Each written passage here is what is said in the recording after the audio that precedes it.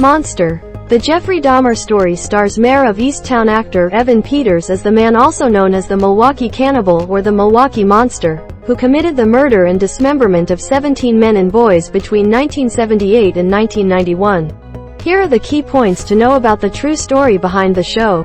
Warning: this article contains upsetting content ***. Dahmer was born in 1960, in Milwaukee, Wisconsin, to a teletype machine instructor and a chemist, conflicting reports on whether Dahmer was neglected as a child or if he was doted upon, but there appears to be no doubt he was from a broken home. His mother suffered from depression and attempted suicide, and his father was away studying for much of his childhood. Parents eventually got divorced when he was 18. Dahmer was a quiet child, who underwent double hernia surgery at the age of 3. Family moved to Ohio when Dahmer was about 6, and his younger brother David was born. Dahmer was interested in dead animals, specifically animal bones, from an early age, something thought to have begun when he saw his father removing animal bones from beneath their home. He began to collect insects and the skeletons of small animals, such as squirrels, and preserve them in jars of formaldehyde. His father showed him how to bleach and preserve animal bones, and Dahmer started to collect roadkill so he could dissect them and add more bones to his collection. At high school, Dahmer was an outcast. He drank heavily and called alcohol his medicine to classmates. It was thought by teachers that he had good academic potential. His grades were average. Having previously been quiet, he started throwing fake fits and mocking people with cerebral palsy. In his early teens, Dahmer had a brief relationship with another teenage boy, but he did not tell his parents he was gay. He later admitted he fantasized about dominating a submissive male partner, and that these fantasies had started to involve dissection. Dahmer committed his first murder 3 weeks after he graduated from high school in 1978. One day in June, he picked up 18-year-old hitchhiker Steven Mark Hicks, lured him to his house for a few beers, and bludgeoned him with a dumbbell. Dahmer then strangled Hicks to death, stripped him, masturbated, dissected the body and buried the remains in a shallow grave in his back garden.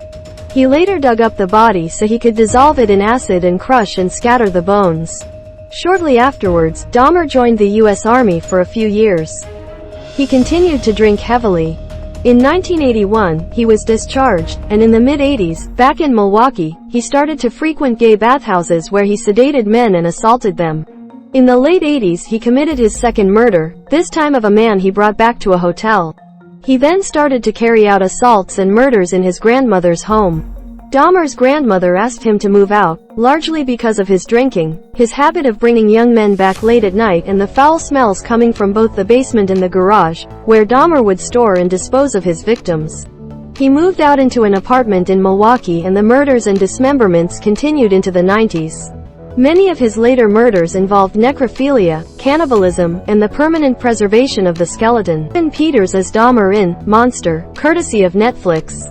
Despite having been arrested numerous times in his life, once for groping a young boy, authorities only discovered Dahmer's murderous activities when he was arrested after one of his victims escaped in 1991. Running down a Milwaukee street with a pair of handcuffs dangling from one wrist, Tracy Edwards told police that Dahmer was trying to kill him. On that day, in Dahmer's apartment, police found body parts and severed heads in his fridge, freezer, filing cabinet and kettle. In 1992, Dahmer was jailed for life. He was unable to convince the jury that his cannibalism and necrophilia were the result of madness, despite being diagnosed with borderline personality disorder, schizotypal personality disorder and a psychotic disorder. He was given 15 consecutive life sentences and told he would never be eligible for parole. In his statement to the court, Dahmer said, "I never wanted freedom. Frankly, I wanted death for myself. I knew I was sick or evil or both. Doctors have told me about my sickness and now I have some peace. I know how much harm I have caused. I feel so bad for what I did to those poor families." Dahmer was later sentenced to a 16th term of life imprisonment for an additional homicide committed in Ohio in 1978. On the 28th of November 1994, Dahmer was beaten to death by Christopher Scarver, a fellow inmate at the Columbia Correctional Institution in Portage, Wisconsin. More than 20 years after the incident, Scarver spoke out for the first time about why he killed Dahmer. Scarver said that he fatally struck Dahmer twice over the head with a metal bar after growing unnerved by the killer, who he claimed would fashion severed limbs out of prison food and drizzle them with packets of ketchup as blood. He would put them in places where people would be, Scarver told the New York Post. He crossed the line with some people, prisoners, prison staff. Some people who were in prison or repentant, but he was not one of them. Monster. The Jeffrey Dahmer Story arrives on Netflix on the 22nd of September.